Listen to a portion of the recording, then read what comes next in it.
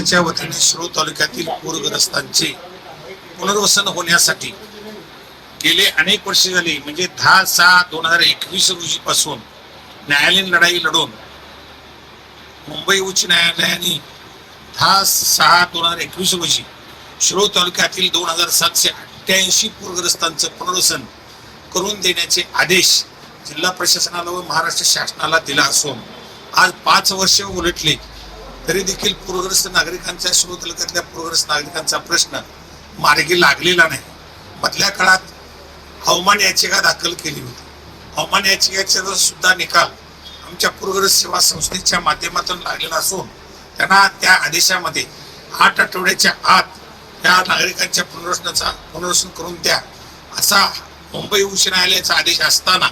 जिल्हा प्रशासन व महाराष्ट्र शासन त्या पूरग्रस्त नागरिकांच्या प्रश्नाकडे दुर्लक्ष करत असल्यामुळे पूरग्रस्त सेवा संस्थेच्या वतीने 15 ऑगस्ट 2026 रोजी जिल्हाधिकारी कार्यालयावर पूरग्रस्त नागरिकांच्या जनतेचा प्रश्न जिव्हाळ्याचा प्रश्न घेऊन या 10 ऑगस्ट 2026 च्या आज जर निकाल लागला नाही तर 15 ऑगस्ट 2026 रोजी जिल्हाधिकारी कार्यालयावरती आत्मदहन करून घेण्यासाठी आज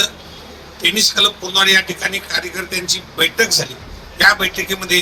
15 ऑगस्ट 2026 रोजी जनतेच्या न्याय हक्कासाठी जिल्हाधिकारी कार्यालयावर जाऊन जर आपल्या प्रश्नाची सोडवणूक नाही झाली तर आत्मदहन करून घेण्याचा इशारा, सामुदायिक आत्मदहन करून घेण्याचा इशारा आज मीटिंग मध्ये देण्याचा ठरलेला आहे। त्याप्रमाणे जिल्हाधिकारी, महाराष्ट्राचे मुख्यमंत्री, उपमुख्यमंत्री, संबंधित मदत आणि पुनर्वसन मंत्र्याकडे,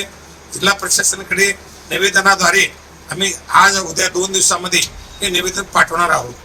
त्वरित जर आमचा प्रश्न सुटला नाही तर आम्ही तीव्र आंदोलन करणार आहोत एवढं सांगतो।